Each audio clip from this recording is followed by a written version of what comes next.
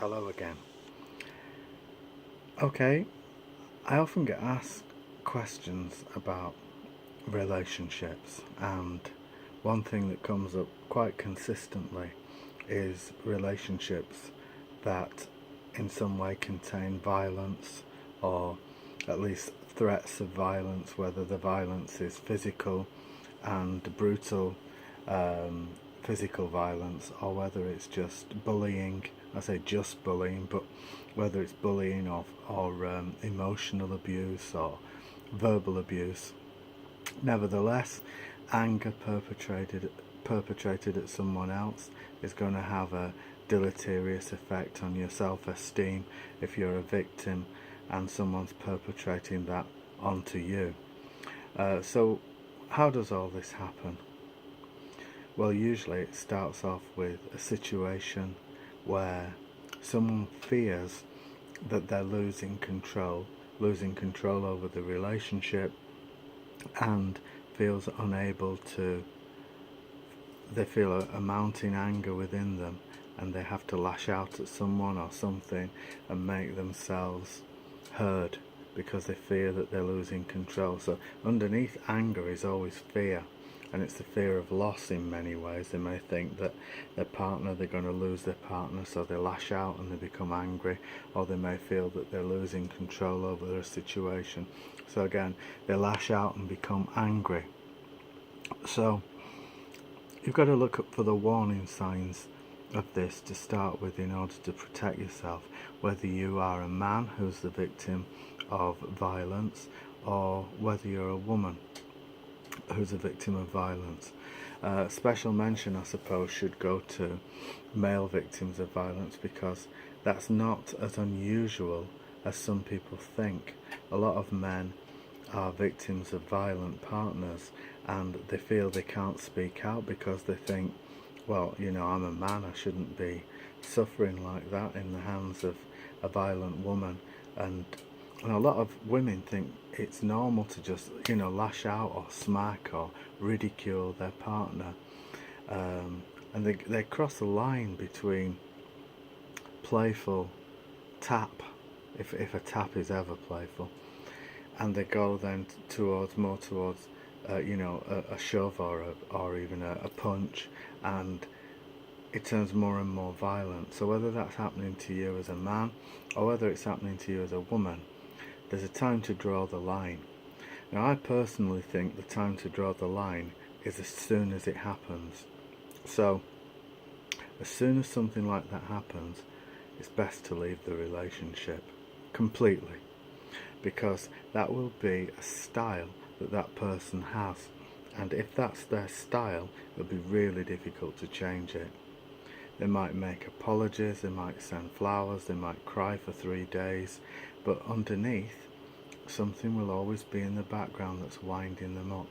And what they're trying to do with that violence, of course, is trying to control you. What they're trying to do is take control of the relationship and make it so that you do what they want. Now, obviously, there are many ramifications of this. Some people become prisoners in their own homes. Some women in particular, it's got to be said, are locked in rooms while the husband goes to work because the husband fears losing them, or that's what they say anyway. And obviously it's a crazy situation to make someone a prisoner, and illegal, of course. So a lot of men want to control their women as well. They want to say things like, oh, you can't dress like that, you look like a slag, or I don't like your friends, and I don't want you to go out, I don't want you to wear this, that or the other, I want to know where you are 24/7. All these, some women think these are signs of love. Oh, my husband or boyfriend is so concerned about me, he wants to know where I am, and he's really jealous, and he's really like possessive. That's not love, that's fear in the other partner. So if you've got a boyfriend or girlfriend like that, that's their fear. They fear they're going to lose you, and they don't fear they're going to lose you because they love you. They fear exposing their own child, inner child in themselves is going to be exposed at your loss, and they're going to look stupid. So they do anything to keep you there. They'll even lock you in or make your life a complete misery. Now, of course, all these things like being told what to wear, being hit by someone if you're an adult, can you imagine that? Ruins your confidence in the end. Your self-esteem will suffer, and you'll go lower and lower and lower and lower and lower. It's the same type of thing as when someone cheats on you. What happens is that gives you the impression that you're not good enough. You're not good enough for that partner. So very often the partner who's cheated will say things like, oh, it was your fault, it wasn't mine, it was your fault because you weren't paying enough attention, it was your fault because you're not good enough in some way. There might have been cracks in the relationship, but it's never your fault if someone cheats on you. Just as it's never your fault if someone hits you, it's their fault. A lot of people I've seen throughout the years think it's their fault if someone cheats on them, or it's their fault if someone hits them, and it isn't. It's always the fault of the perpetrator, and it's always your responsibility to get away. If you don't get away, it can have really bad consequences for your self-esteem, because you will then get the message of, I have a partner who cheats and I've forgiven them, or I have a partner who hits me and I've forgiven them, or I have a partner who spends all my money and I've forgiven them. What will that do to you? What will that do to your self-esteem? It'll just say that you're worthless, and suddenly you'll find that you're unable to leave because your self-esteem has been eroded. And that's the aim of all these partners. That's what they want to do.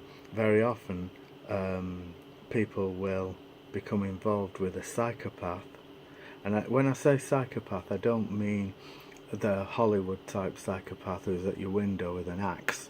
I mean the psychopath in society, the undiagnosed psychopath, the sociopath is probably what the Americans would call it. This is a person who does take away your self-esteem, calls you names, puts you down in a jokey way, but nevertheless it's said, pushes you a bit, says nasty things to you, takes away your confidence, cheats on you, ridicules you, hits you. Your self-esteem will go.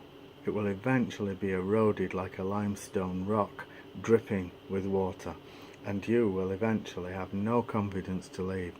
So my advice is, for anyone in domestic violence situations, or situations of betrayal, or situations of abuse, is quite simply get out and stay out. Thanks for watching again.